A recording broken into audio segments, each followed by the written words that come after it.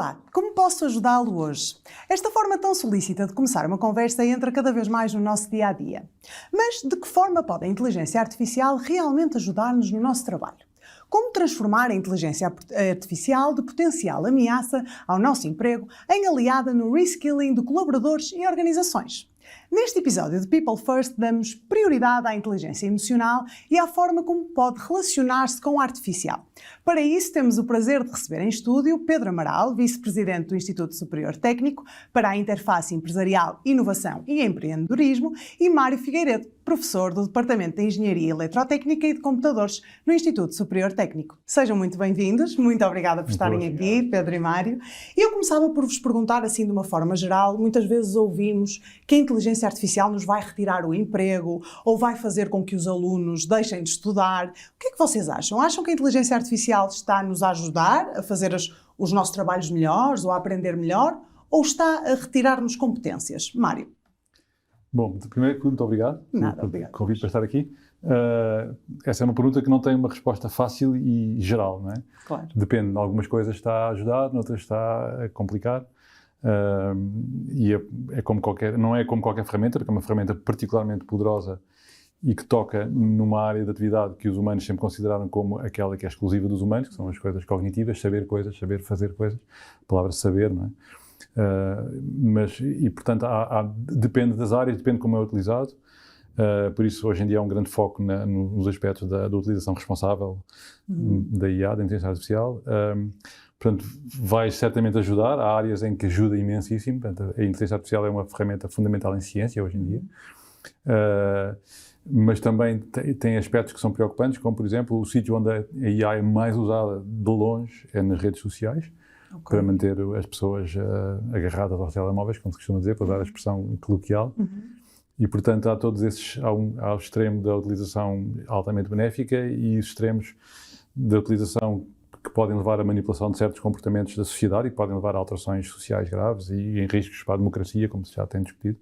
Portanto, há todo um espectro muito grande de aplicações e não consigo dar uma resposta geral. Claro, exatamente. Pedro, não sei se tem algo... Sim, quer dizer, genericamente, muito obrigado então pelo convite. Genericamente, concordo inteiramente aqui com o Mário sobre isto.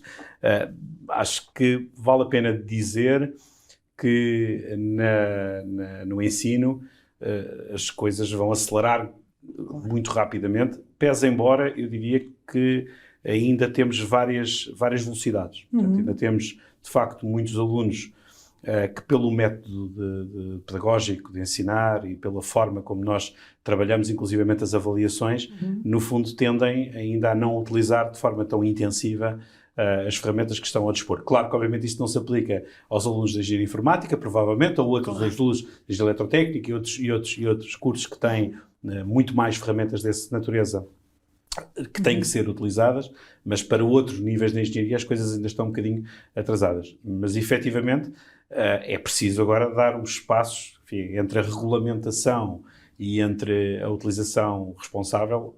Vamos ter que estar aqui neste intermédio dos próximos tempos, não é? Sim. E há bocado falávamos desta questão de, lá está, não conseguirmos dar uma resposta específica, não é? Gostávamos de falar aqui um bocadinho quais é que acham, o que é que nós podemos aprender com a inteligência artificial, ou seja, que benefícios, assim à cabeça, é que a inteligência artificial nos pode dar ou já tem dado provas em várias áreas, como falou da ciência, por exemplo. Pois, em ciência, hoje em dia, praticamente não há nenhuma área da ciência e talvez é uma área de utilização da IA. Eu vou dizer IA, que é mais curto, essencial. Da IA para os amigos, não é? IA para os amigos. Que está menos visível para o público, não é? Que são as utilizações da IA em ciência. Um exemplo muito recente e interessante, há uns meses atrás, foi já há várias décadas que não era criado uma nova família de antibióticos, que é um problema muito importante em medicina por causa das infecções multiresistentes. E a última família de antibióticos que foi descoberta foi com o auxílio de ferramentas de IA, que aceleram muito a descoberta em certas áreas. Portanto, isso é um benefício muito grande. E podia ficar aqui agora o resto da tarde, várias horas, a dar exemplos de utilizações de IA em ciência.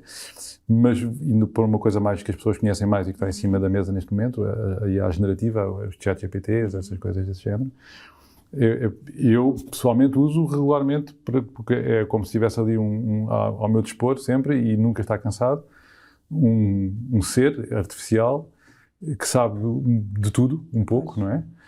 E com o qual eu consigo estabelecer um diálogo e pedir e perguntar coisas e confrontar ideias e opiniões não é a palavra certa, mas confrontar ideias, confrontar hipóteses e que é preciso usar com um grão de sal, sabendo quais são, que é falível, mas que está ali disponível e sabe de facto muitas coisas.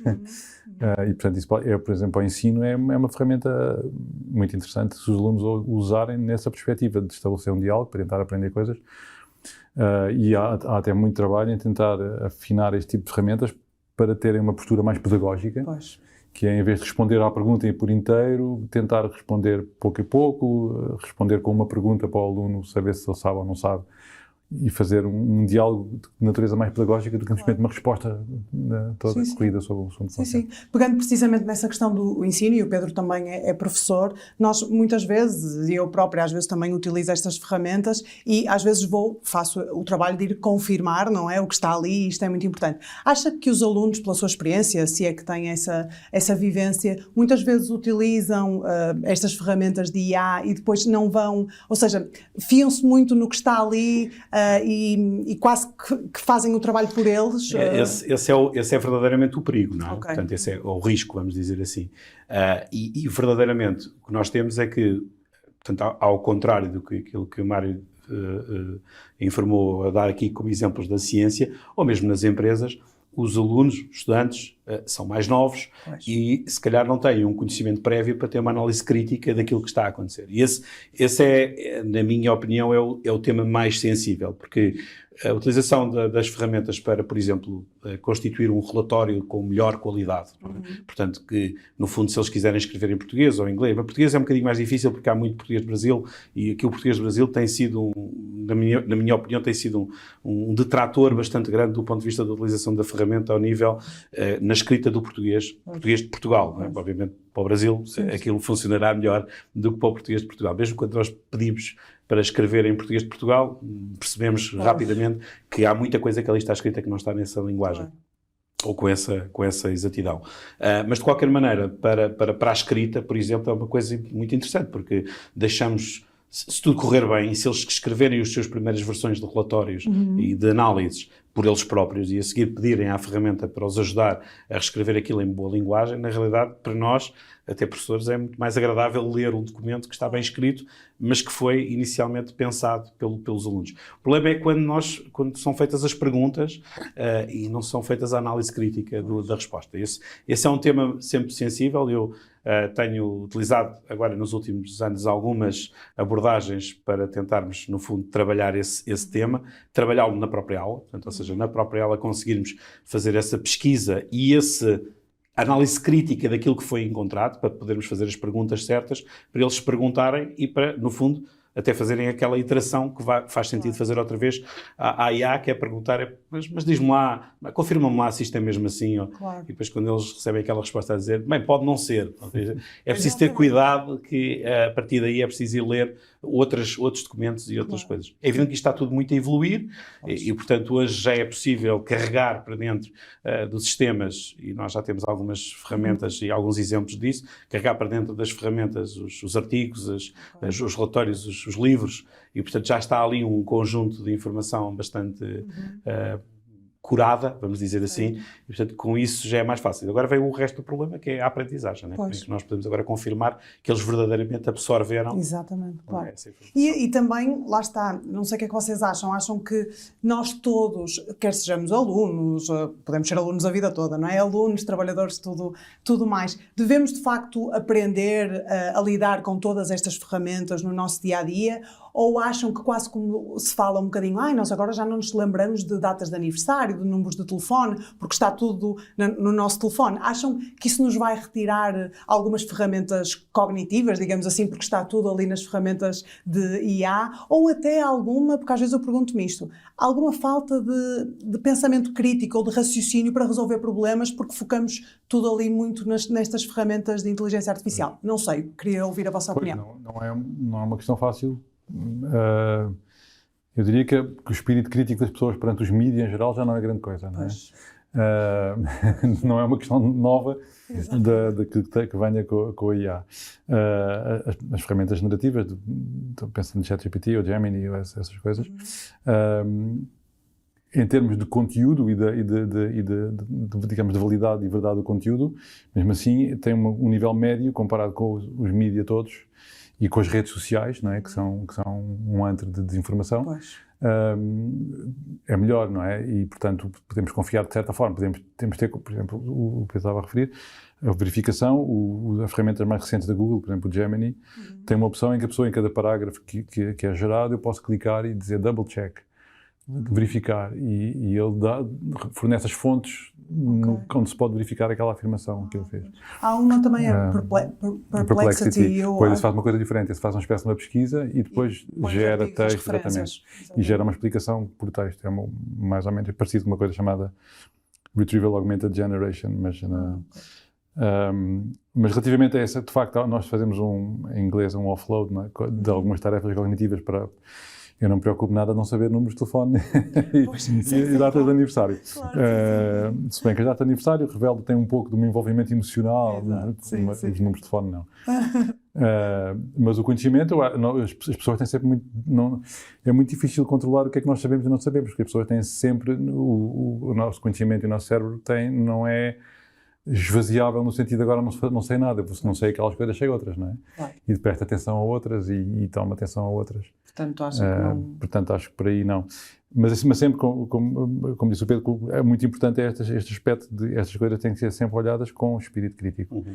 E eu acho que até um benefício, um aspecto benéfico de ter aparecido isto e ter colocado, de repente, as pessoas, nomeadamente os professores, em todos os níveis, de repente ficaram em pânico, não é? Agora como é que vamos avaliar?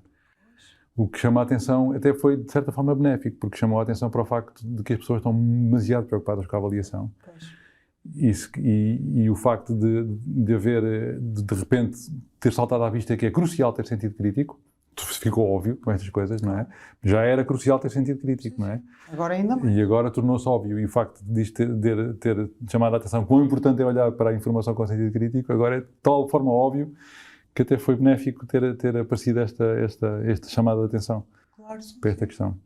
Eu acrescentava aqui, na perspectiva, vamos dizer, mais da educação, mas também pode ser estendida à generalidade das empresas, que é este sentido crítico faz com que haja a necessidade de, também cognitivamente, começar a trabalhar aquela informação e a cruzar essa informação uns com os outros. Se nós formos capazes de um ambiente de aula, mas que pode ser um ambiente de uma empresa, do ponto de vista de reuniões e das suas...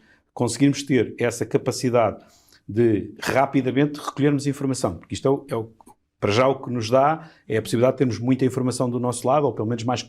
Até teoricamente curada, não é? Onde a gente tem ali uma informação que considera fidedigna.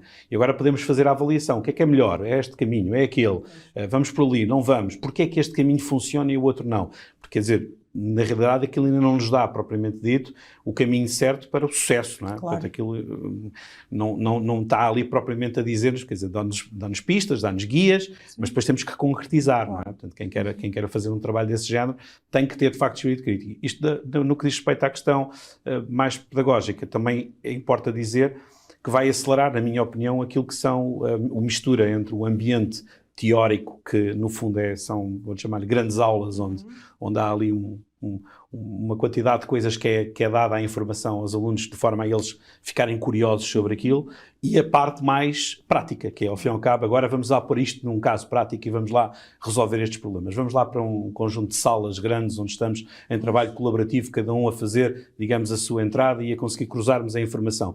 E eu acho que isso é muito mais próximo de uma realidade que nós desejamos do que a outra, que é a máquina faz tudo por nós. Pois. E, portanto, eu acho que neste caso, o ensino, nomeadamente o técnico, também está a ir nessa direção e está a começar a ir nessa direção. Mas há depois um grande mundo de coisas para mudar, não é? Portanto, salas de aula que têm que mudar por completamente, espaços, enfim, uma série de coisas que vão mudar nestes próximos anos e que nós vamos assistir. Mas e perguntava-lhe exatamente nesse caminho, o que é que vocês sentem enquanto professores com os alunos, mas também, quer dizer, pensando aqui enquanto colaboradores e tudo mais, se vocês sentem, porque lá está, Até que ponto é que numa sala de aula vocês conseguem e o aluno consegue mostrar quem ele é, quais são as suas decisões, quais são os seus pensamentos e não o que é que a máquina diz que é certo para aqui ou para ali. Portanto, fala-se muito nesta questão dos jovens, parece que às vezes a máquina faz, a máquina diz, as redes sociais ditam, mas quem sou eu? Será que, ou seja, como é que vocês sentem essa interação com o aluno no espaço da aula? Sentem que há ali um pensamento crítico, há ali uma inteligência emocional de dizer o que acham, o que acreditam, ou vem muito, tudo muito aliado ao que a máquina diz, a inteligência artificial diz? A vossa experiência enquanto professores, não sei. Bem, obviamente que eu tenho uma experiência relativamente confinada ao técnico, não é? Nunca dei aulas noutros sítios, não no técnico. Já dei noutros sítios, mas muito esporadicamente. Muito esporadicamente. Portanto, é uma população de alunos muito específica, não é? São pessoas muito com um grau de literacia tecnológica muito elevado. Muito elevado. Portanto, no ensino secundário, provavelmente no ensino básico, o cenário é completamente diferente. Portanto, da minha experiência pessoal, eu acho que os estudantes são muito lúcidos para a desinformação e sabem exatamente. O que não quer dizer que também não caiam, como as outras pessoas, não é? Em armadilhas de desinformação e em excesso de utilização de redes sociais, em excesso de preocupação com os likes e com a interação, porque é sempre uma interação humana, não é? Embora seja mediada por IA, é uma interação humana. Outra coisa é a interação com a IA, não é? Mesmo diretamente com o ChatGPT. Mas nunca tive nenhum aluno a argumentar que uma coisa é verdade porque viu porque o IA lhe disse, porque o ChatGPT lhe disse. E na sala de aula, ou seja, aquela questão de os alunos fazerem perguntas e estarem ali interessados e não muito para dentro.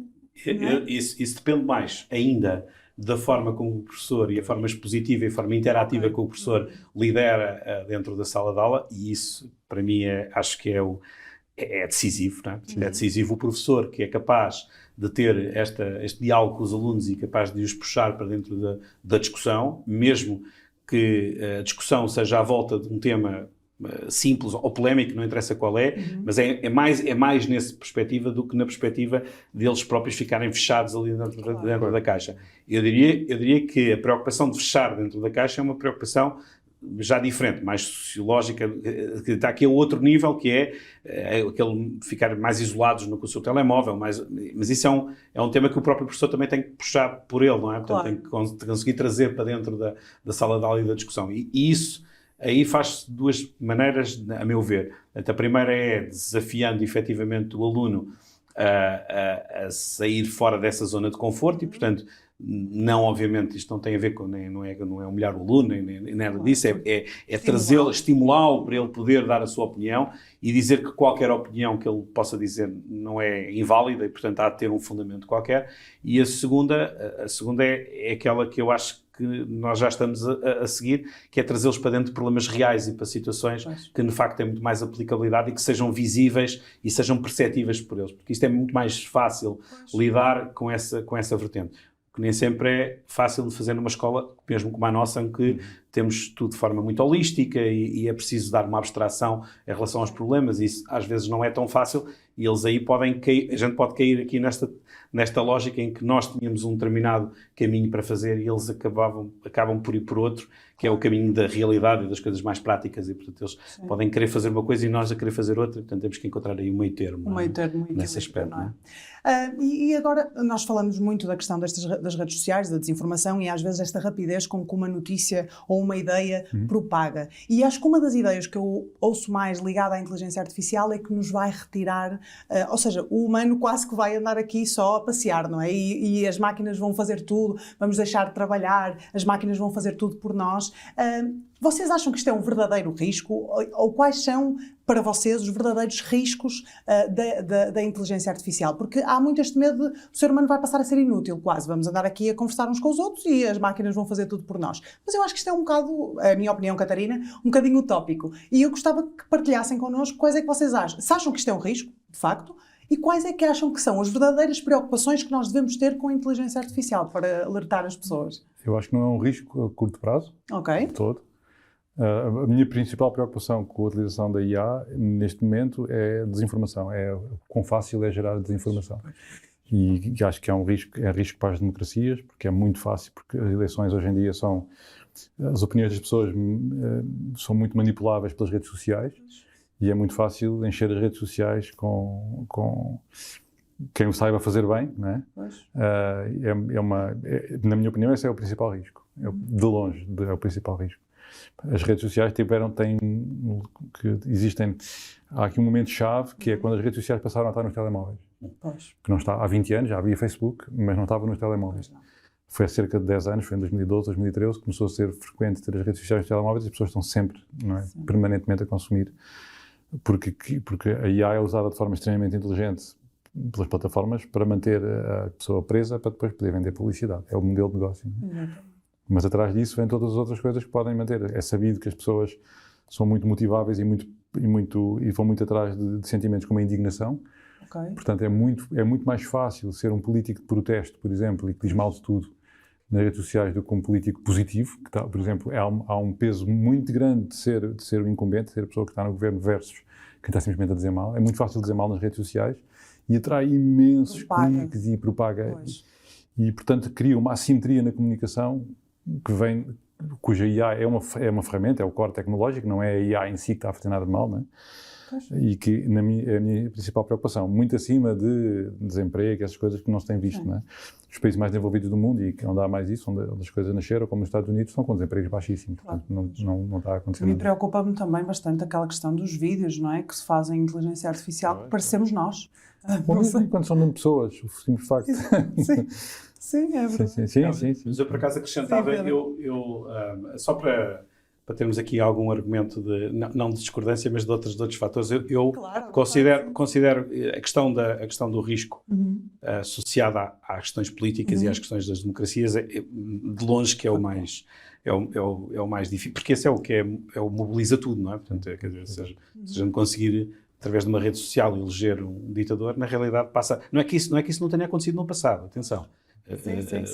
Tudo o que aconteceu em termos do passado histórico foi tudo democrático. Claro. Portanto, os ditadores foram todos democraticamente eleitos, não houve problemas sobre isso. E a coisa passou, não havia redes sociais nessa altura e a coisa passou. Agora pode acelerar, não é? Isto tem esse problema de poder acelerar e muito, não é? E acelerar em picos, que enfim, na engenharia é mais difícil porque as acelerações e desacelerações é aquilo que causa mais desgaste.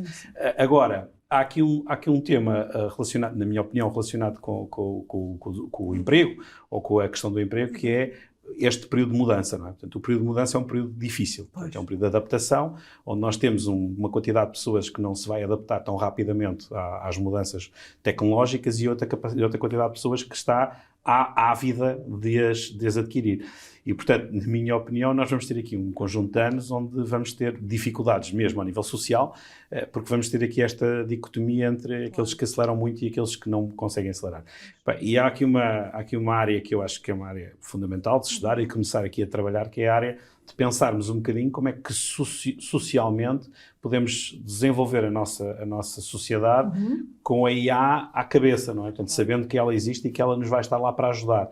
Isto não pensando nas coisas negativas, pensando nas coisas positivas. Mudar como tudo, quer dizer, desde os sistemas dos impostos, não é? Portanto, vamos ter a IA a pagar impostos, em particular para alimentar aqueles que não se conseguem adaptar e, portanto, para estarem razoavelmente confortáveis e não estarem indignados com o tema da IA, porque se estiverem indignados, o que vão fazer vão combater. E, portanto, se vão combater, lá vamos outra vez para a questão dos riscos políticos. Portanto, há aqui um momento que é preciso gente muito boa, provavelmente não serei eu, mas está aqui gente muito boa que tem que pensar como é que, sociologicamente, em termos de sociedade, como é que a sociedade se estrutura. Porque vamos ter que passar de uma sociedade que acho que é uma coisa que pelo menos eu, não sei se o Mário concorda, mas a sociedade vai mudar, não é? Nesse ponto de vista. Já está a mudar. Ela já está a mudar. Não sei se é muito rápido, se é muito lento. Vamos ter aqui um período que é o de charneira, que é sempre mais difícil de gerir. E, portanto, vamos ter que alguém vai ter que pensar um bocadinho bem como é que estas sociedades vão gerir. E disse aí uma coisa muito importante, porque agora estava a pensar, enquanto que se calhar um jovem que esteja mais habituado a esta questão de desta banalização da desinformação nas redes sociais tem algum sentido crítico quando lê alguma coisa. Se calhar o meu avô, a minha avó, acedendo a uma rede social, nós não duvidávamos propriamente do que vinha no jornal, não é? E então ele a ver aquilo, isto deve ser verdade, e não ter este sentido crítico, digo eu, estou aqui a indagar. E para terminarmos aqui num ponto positivo, gostava de vos perguntar se têm algum conhecimento de empresas em Portugal, projetos que conheçam, que estejam a integrar já processos de inteligência artificial e que sejam um bom exemplo, porque eu acho que as pessoas também se sentem um bocadinho perdidas. Como é que eu vou integrar isto na minha empresa ou na minha... Empresas que não sejam, cujo negócio não tenha a ver com IA e que integrem IA no seu funcionamento, provavelmente há muitíssimas, claro. Mas não conheço todas. Eu ia referir duas, que são dois casos notáveis, de empresas que utilizam IA como o núcleo do seu negócio, que são a Unbabel, que é uma empresa de tradução automática, que é líder mundial nessa área, do ponto de vista tecnológico, e a Feedzai, que é uma empresa também muito conhecida, portuguesa, muito conhecida, pelo menos da área, cujo negócio é a detecção automática de fraude em transações financeiras. Muitos cartões de crédito, nós não damos por isso, quando fazemos uma transação numa caixa, aquela transação é filtrada, digamos assim, é verificada por empresas como a Feedzai, para ver se aquilo é uma fraude ou não, se é um cartão roubado ou não. Mas era o meu pai, vai ficar muito descansado. Pronto, portanto, são duas empresas que são líderes tecnológicos e que são portuguesas, fundadas por portugueses em Portugal, e que são líderes na sua... Obviamente há mais empresas nesse ramo, mas são empresas de topo mundial nessas áreas em IA, e portanto há IA muito boa a ser feita em Portugal. Muito interessante. Bem, eu posso dar aqui alguns exemplos, quer dizer, posso dar aqui algumas ideias de coisas que têm surgido muito. Portanto, eu, na área que trabalho dentro do técnico, trabalho muito na área de observar como é que estão a eclodir neste momento novas empresas e novas áreas de negócio, novas... Tudo que os alunos neste momento estão, praticamente alunos, às vezes com colaboração de professores, estão a desenvolver. Portanto, Unbabel e Feedzai, no fundo, aconteceram aqui num período de mais alguns anos e já estão hoje, já são os líderes, como disse o Mário aqui, e bem. Agora, muito interessante é ver como é que já está a ser aplicado isto àquilo que são os processos e indústrias tradicionais. E isso é, de facto, muito, muito interessante. Eu tenho acompanhado estes últimos projetos, mesmo aqui dentro do PRR, das agendas de inovação, e tenho visto todas as iniciativas que estão a ser tentadas serem realizadas para incluir a inteligência artificial dentro das coisas que nós não pensaríamos, desde agricultura até às fábricas de pedra natural, que estava a dizer ali, têxteis, desde, sei lá, tantas coisas que estamos aqui a ver a acontecerem, misturando sistemas de informação, plataformas, hubs de IoT, quando os dados entram e é possível a seguir cruzar e dar informações e otimizações a uma fábrica. Estava aqui a contar até há pouco aqui ao Mário os últimos projetos que foram aqui financiados por fundos nacionais com capital de risco, desenvolveram aqui projetos novos na área da análise de imagem que tentam, no fundo, ligar aquilo que vão ser os utilizadores de arquitetos e engenheiros que utilizam materiais para construção e como é que eles vão depois utilizar aquilo para desenvolverem projetos twins quase, não é? E no fundo calcularem tudo o que é preciso do ponto de vista seja da pegada de carbono, seja da eficiência energética, seja tudo. Portanto, há aqui um conjunto, enfim, esta empresa já agora é muito interessante porque é criada por um aluno do técnico, chama-se Stonify, e foi criada por um aluno do técnico e é ele que agora lidera isto, tem 27 anos, 26 anos, ou o que é, e já lidera isto aqui para o mundo, já quer ir para os Estados Unidos, digamos, aplicar isto na indústria. Portanto, ou seja, no fundo, o efeito positivo é exatamente este, é mostrar claramente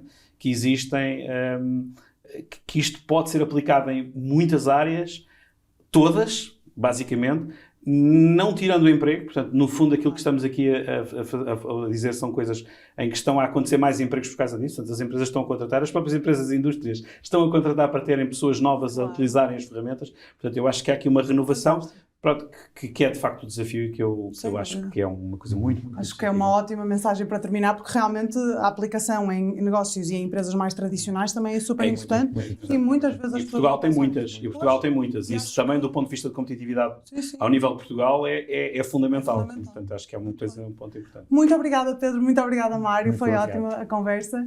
Vocês já sabem, podem encontrar este e outros episódios People First, uma iniciativa da Fidelidade, nas plataformas de podcasts habituais, como o YouTube, o Spotify, SoundCloud e Apple Podcasts. Contamos contigo no próximo episódio. Até lá, já sabes, dá prioridade ao que importa. Este é um podcast Fidelidade Studio. Um espaço onde damos voz à vontade de pensar a sociedade e o mundo. Ouve este e outros podcasts em fidelidadestudio.pt.